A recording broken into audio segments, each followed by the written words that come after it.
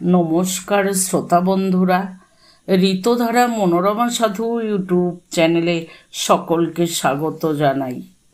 আজ আপনাদের একটি নতুন গল্প শোনাতে চলেছি। আজকের গল্পের নাম আজ কি শুভ্র আসবে। লিখেছেন প্রখ্যাত লেখক প্রচেত গুপ্ত।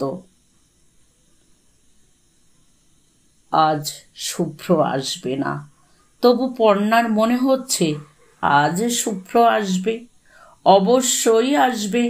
আজ দোল না। শুভ্র কাল যখন ফোন করেছিল পর্ণা ঘুমিয়ে পড়েছে। মোবাইলটা বেজেই চলছিল একঘেয়ে বিশ্রীভাবে। ঘুমের মধ্যেই শুনতে পেল পর্ণা। বালিশ বিছানা হাতড়ে মোবাইল কানে চেপে ধরল। শুভ্রর গলা না শুনেই বলল, কি হয়েছে? কি হয়েছে মানে? ধরছ না কেন? ঘুমোচ্ছিলে? না, জেগেছিলাম, তোমার সঙ্গে গল্প করছিলাম। কি হয়েছে তাড়াতাড়ি বলো, কেটে যাবে। এখানকার মোবাইলগুলো এরকমই, যখন তখন কেটে যায়, কথা ছিঁড়ে যায়। বিয়ের পর পর্ণা খুব বিরক্ত হতো, বলতো যদি না শোনা যায় তাহলে রেখে লাভ কি? গাদা খানেক টাকা গোনা শুধু মুধু। শুভ্র বলতো, কই শোনা যায় তো, আমি তো শুনতে পাই। তুমি ওরকমই, একে শোনা বলে? স্পষ্ট নয়, খালি কেটে যায়। কাল কলকাতায় কথা বলছিলাম, মাঝপথে ফট করে বন্ধ হয়ে গেল। আবার করলে না কেন? শুভ্র শান্ত গলায় বলল। পর্ণা কাঁদো কাঁদো গলায় বলল, করব কি করে? সিগন্যাল এলো সেই রাতে 10টারও পর, তখন কি মা জেগে থাকে? ইস, মা কি মনে করলো বলো তো? শুভ্র অল্প হেসে বলল, এটা কলকাতা নয় পর্ণা, এখানে টাওয়ার নেই। টাওয়ার সেই আরশায়, ওখান থেকে রিলে হয়। তুমি মাকে বুঝিয়ে বলবে। পর্ণা স্বামীর দিকে ঘন হয়ে আসে, গলা নামিয়ে বলে, শুধু কি মা? তুমি ফোন করলে হ্যালো হ্যালো বলতে গলা ফেটে যায়। বাড়ি শুদ্ধ সবাই শুনতে পায়, বুঝতে পারে তুমি ফোন করেছ। পরে জিজ্ঞেস করে, কি হলো, শুভ্র ফোন করেছিল? কি বলল? কবে ফিরবে? লজ্জা করে না বুঝি? শুভ্র মাথা নামায়, হাসে, বিড় করে কিছু বলে। সেগুলো মোবাইলের মতো অস্পষ্ট, ছেঁড়া। কাল রাতে কিন্তু শুভ্রর কথা সবটাই স্পষ্ট শুনতে পেয়েছে পর্ণা। যদিও ঘুমের মাঝে ফোন ধরেছিল, সেই হিসেবে কথা আরও অস্পষ্ট, আরও ছেঁড়া শোনা উচিত ছিল। ব্যাপারটা কাল মনে হয়নি, আজ সকালে মনে হচ্ছে। মজার কাণ্ড তো। পর্ণা বলেছিল, কি হয়েছে? শুভ্র বিরক্ত গলায় বলল, ট্রেন মিস করেছি। পর্ণা পাশ ফিরতে বলল, কি হবে এখন? কি আর হবে, বাড়ি যাওয়া হবে না, স্টেশনে পচে মরতে হবে। শালার চাকরি। পর্ণা চাপা গলায় ধমক দিল, গাল দিচ্ছ কেন? শুভ্র দাঁতে ঘষে বলল, না, গাল দেব না, দুধ ভাত দেব, শুয়োরের বাচ্চা। পর্ণা হাই তুলে বলল, কাকে বলছো? শুভ্র বলল, আবার কাকে? নিজেকে। হিয়া কি করছে? পর্ণা ঘুমে কাদা মেয়ের গায়ে হাত দিয়ে বলল, লুডো খেলছে। এরপর বলছে স্কিপিং করবে। তোমার মেয়ে আজকাল রাত 2টোর পর স্কিপিং করে। শুভ্র বউয়ের রসিকতায় রাগ করল না, সম্ভবত ট্রেন মিস করার আগে আর রাগ করার ক্ষমতা হারিয়েছে। ইস, মাত্র 15 মিনিটের জন্য ঝাড় খেয়ে গেলাম, অনলি 15 মিনিটস। হাঁপাতে স্টেশনে ঢুকে শুনি গাড়ির বাচ্চা। ঠিক আছে, কাল ফিরবে। পর্ণা বুঝতে পারল তার আর কথা বলতে ইচ্ছে করছে না, ঘুম পাচ্ছে। এটা আগে ছিল না। আগে শুভ্রকে পেলে সারা রাত কুটুর কুটুর করে গল্প করত, রাতেই মোবাইলের কার্ড ফুরিয়ে যেত। আজকাল ঘুম পায়। শুভ্র এবার রেগে উঠল, বলল, কি হাবিজাবি বকছ? কাল কি করে ফিরবো? কাল সারাদিন গাড়ি নেই, সেই পরশু, তাও পরশু আবার ট্যুর, গেলেও রাতে থাকতে পারবো না। গিয়ে কি হবে? দূর, যাবই না শালা। শুভ্রর গলা শুনে পর্ণার মনে হলো মানুষটার মন খারাপ হয়ে গেছে। পর্ণার খারাপ ভালো কিছুই লাগছে না। শুভ্রর বাড়ি না ফেরা তার কাছে নতুন কিছু নয়।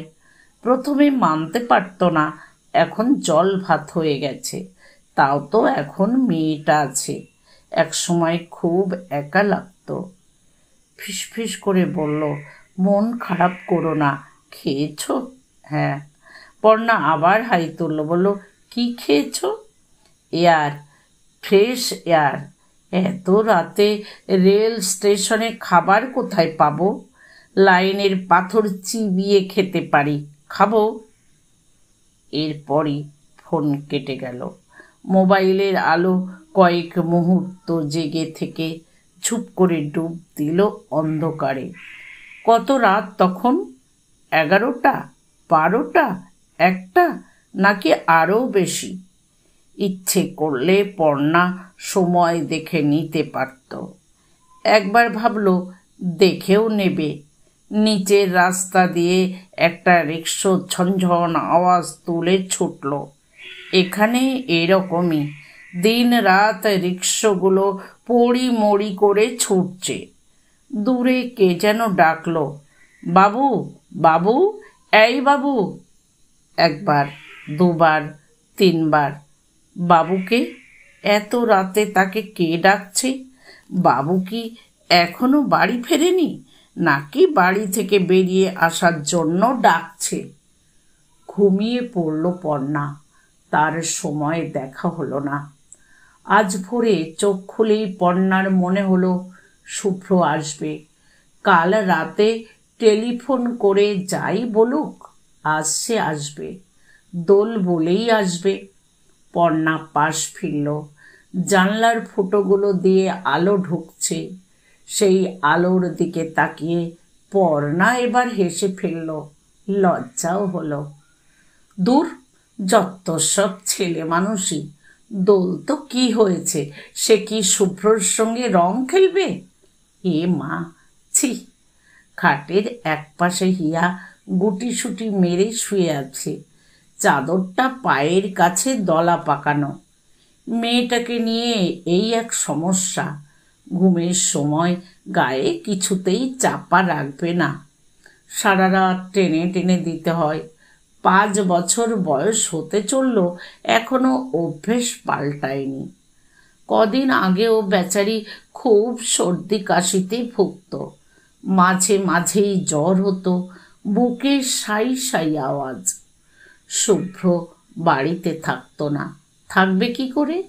সেলসের চাকরি, নিজেই বলে ফিরিওয়ালা। ফিরিওয়ালার বাড়িতে থাকলে চলে, তার ওপর কোম্পানি ছোট, খাটিয়ে মারে। কোনো কোনো দিন মাসে একবারও বাড়ি ফিরতে পারে না। এখন মানিয়ে নিয়েছে পর্ণা, তখন খুব অসুবিধে হতো।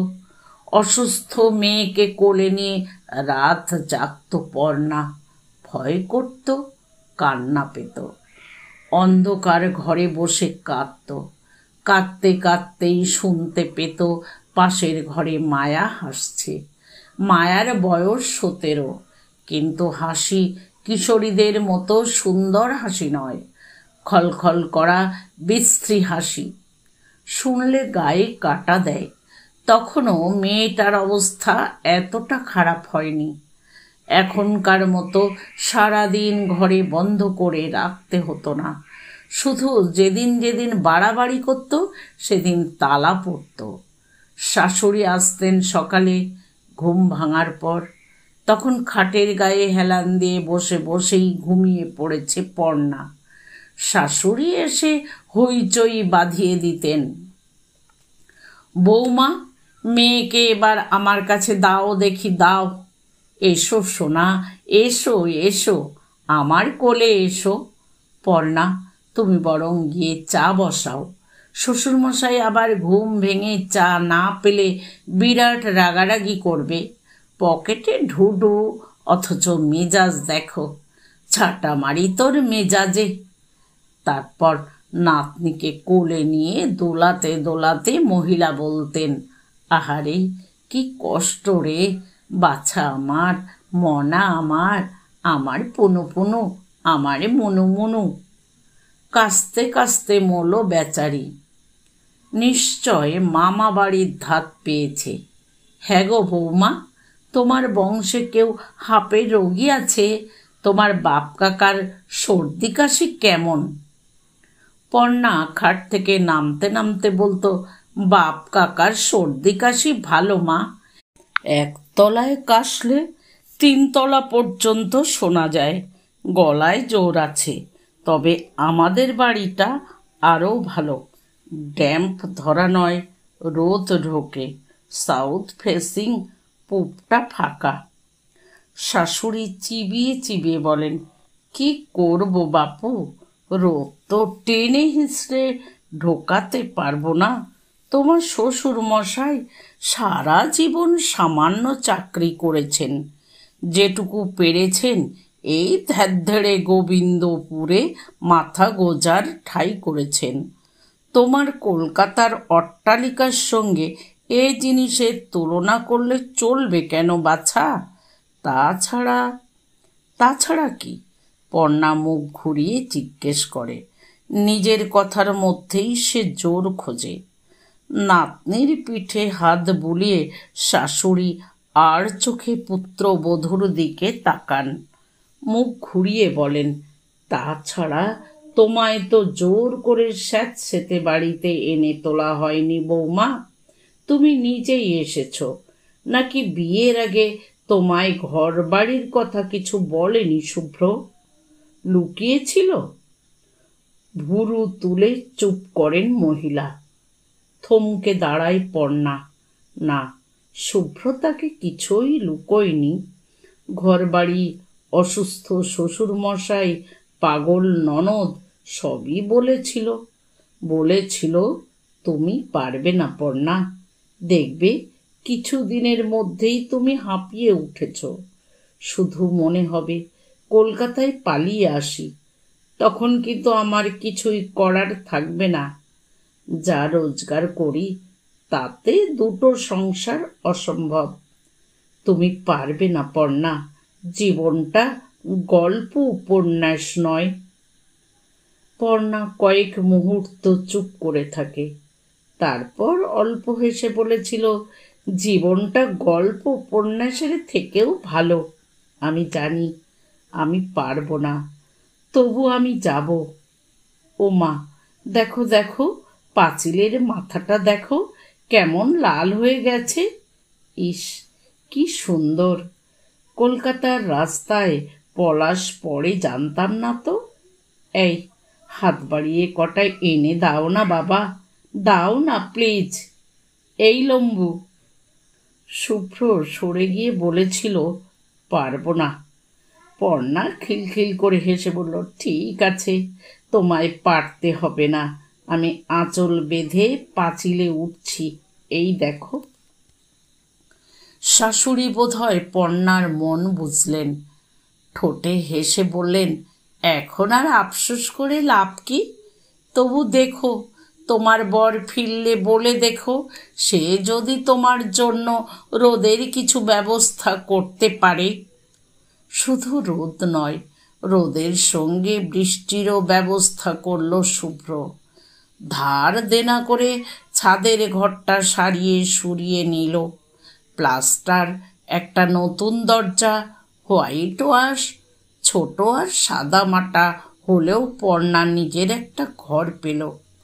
খরচ বাঁচাতে ঘরের সামনেটা অ্যাসবেস্টসের চাল, বৃষ্টিতে সারা রাত ঝমঝম করে বাজে। মেয়ের চাদর গলা পর্যন্ত টেনে বালিশটা ঠিক করে দিল পর্ণা। হিয়া ঘুম জড়ানো গলায় জিজ্ঞেস করলো, বাবা এসেছে?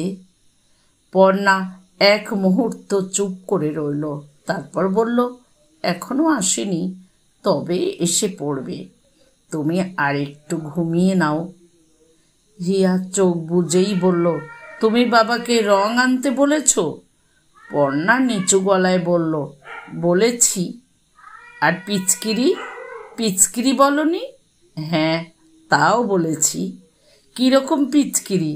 বন্দুক পিচকিরি না আমব্রেলা পিচকিরি? আমব্রেলা হলে আমি নেব না, আমি বন্দুক চাই। শান্তার যেমন আছে।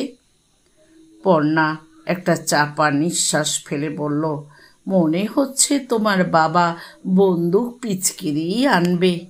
তুমি এখন চুপ করে ঘুমোও। পর্ণা বারান্দার দরজাটা খুলল।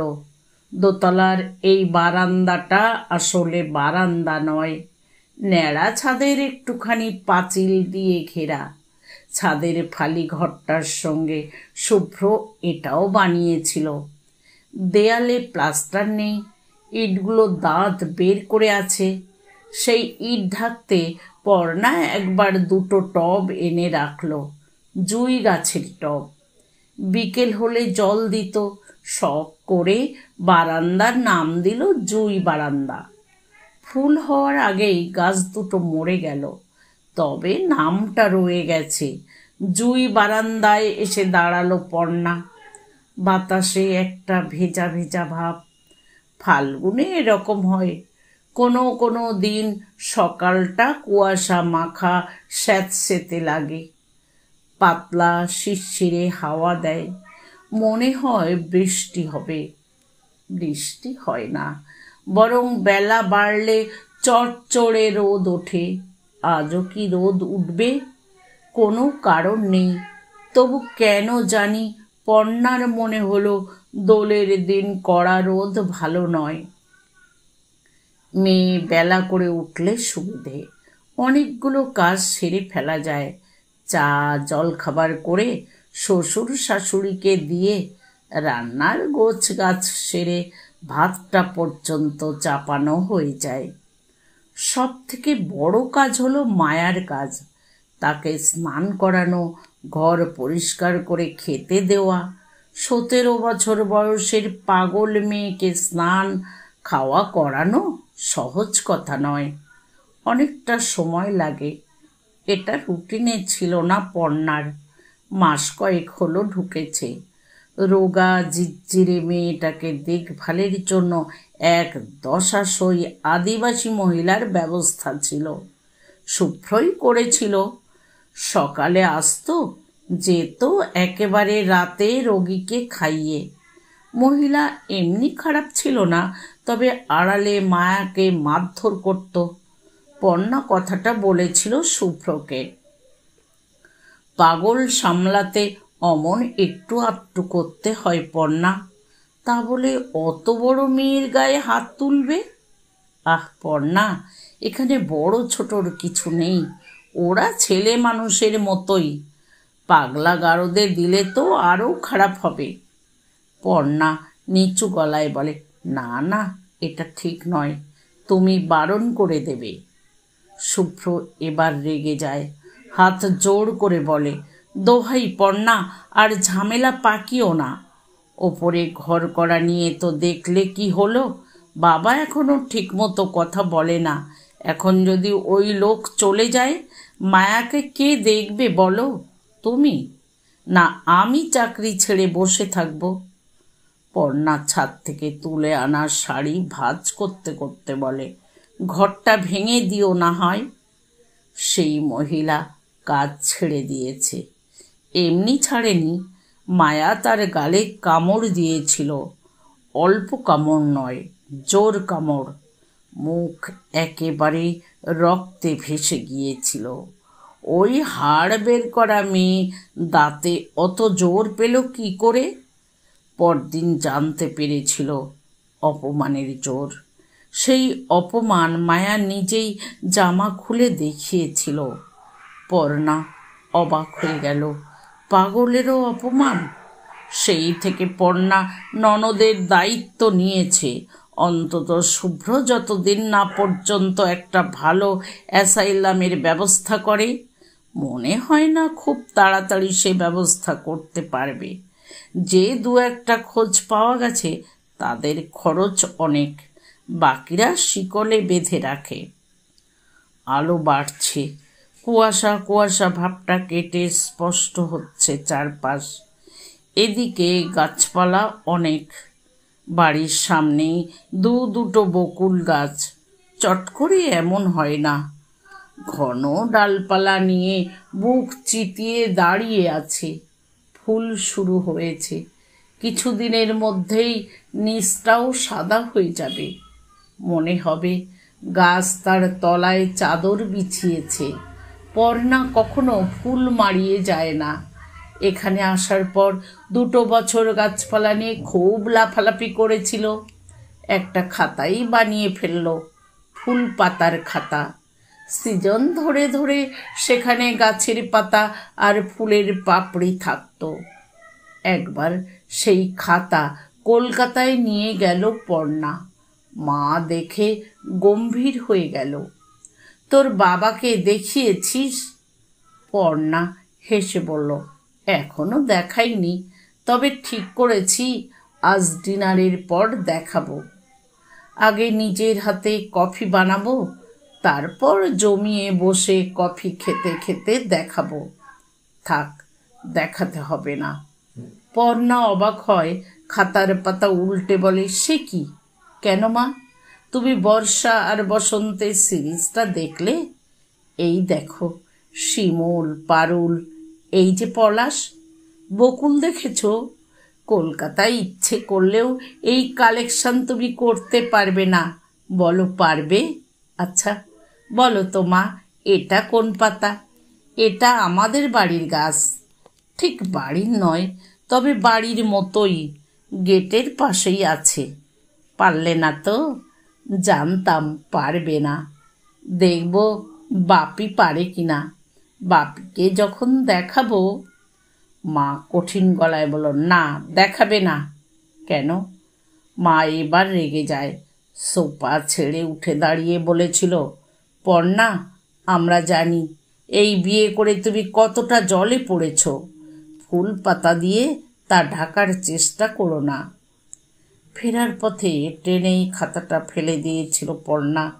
তারপর স্বাভাবিক ভঙ্গিতে শুভ্রকে বলেছিল, একটা চা বলো না, খুব তেষ্টা পেয়েছে।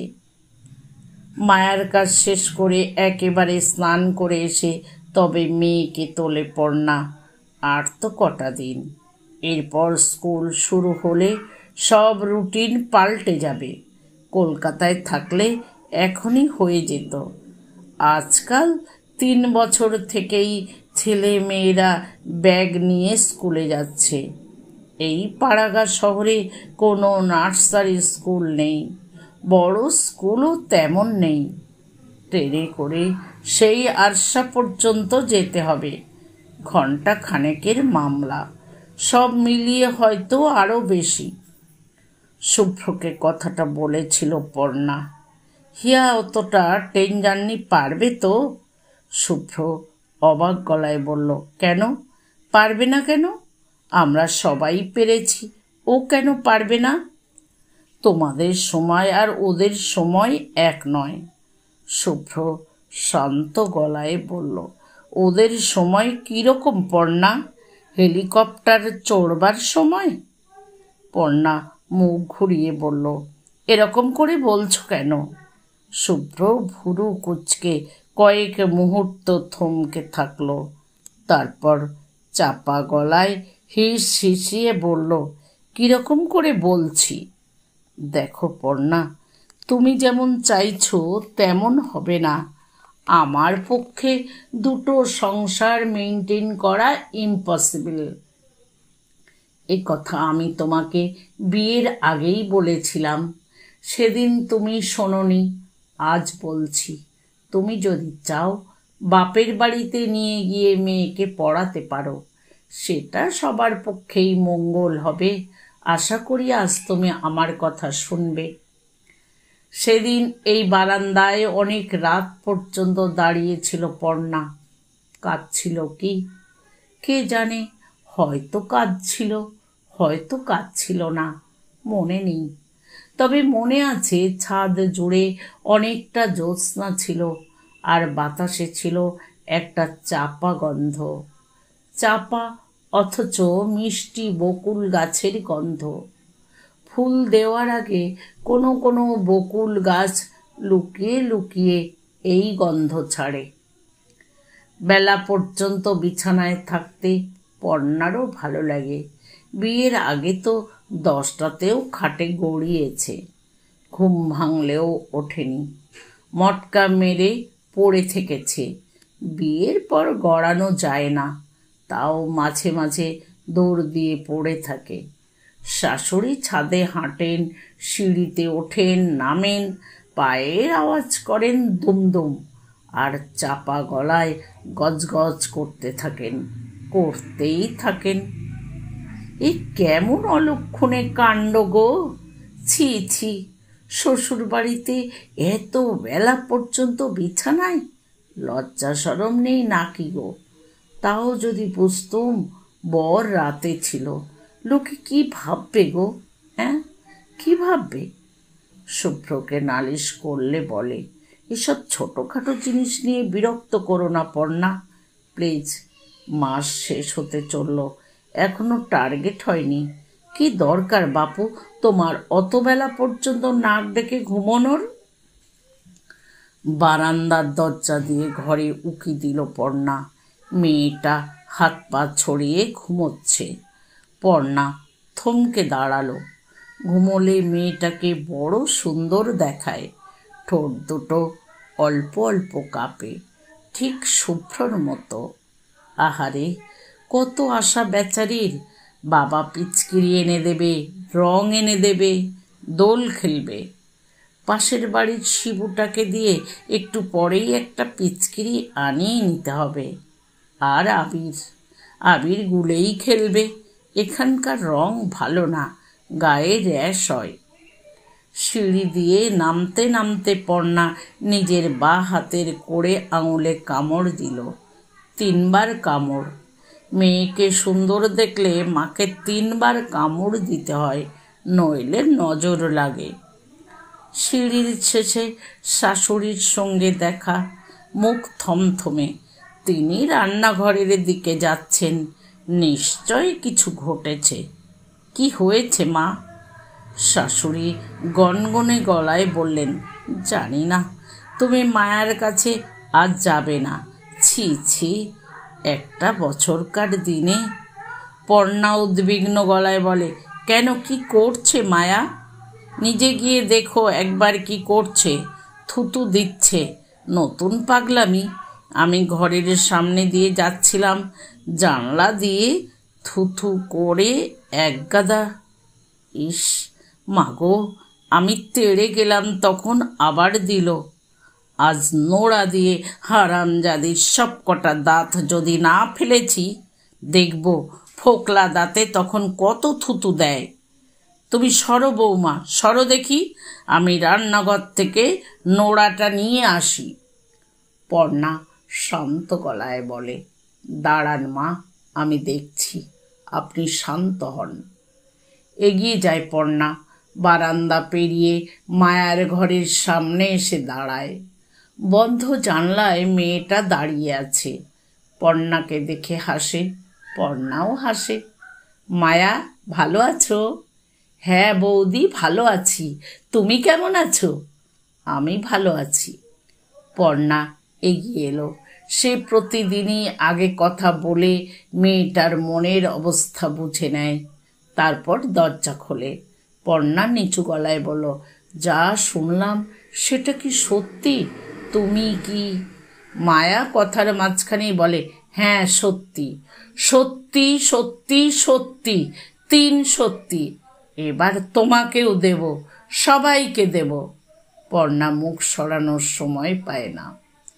দোল একটা আনন্দের দিন, এদিন কেউ কাঁদে না, এদিন কাঁদতে নেই। পর্ণা তাই দাঁতে দাঁত চেপে কান্না আটকে রেখেছে, আটকে মুখে জলের ঝাপটা দিচ্ছে, দিয়েই চলেছে। আজ শুভ্র আসবে না, তবু পর্ণার মনে হচ্ছে আজ শুভ্র আসবে, অবশ্যই আসবে। আজ দোল না। গল্পটি এখানেই শেষ হলো। গল্পটি বর্তমান পত্রিকার রবিবারে 2008-16 মার্চ প্রকাশিত।